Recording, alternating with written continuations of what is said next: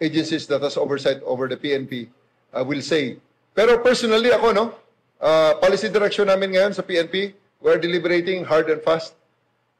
Bakit? Kung hindi ba kami mag-declare ng gun ban, ibig sabihin walang gun ban.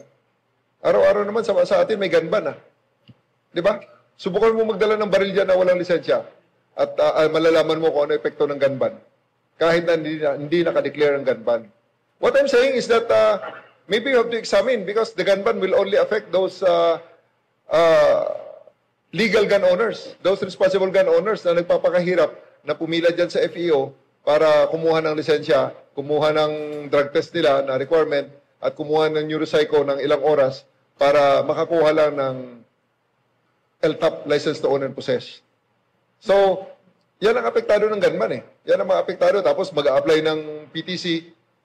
Yan ang mga tao na apektado ng gunman. We believe that the criminals, may gunman o wala, may dalang baril yan. So, yan ang sinasabi ko sa ating mga pulis. Ang stance palagi ng ating mga field units dapat ay parang as if may gunman. Mag-checkpoint tayo, mag-check ng baril. Pag makita ang baril may lisensya, let them go. Because that is their karapatan. That is their privilege na in-applyan nila, na iginarant naman ng Philippine National Police under the auspices of our law. So, I'll consult first. The short answer there is I consult first. And I will actually recommend against the declaration. Because I do believe na the gun ban actually is our instrument para malaman natin sino ang legal at illegal na gun owner. Because I don't believe that legal gun owners are a threat to a society in general. Kaya nga legal sila na gun owner eh.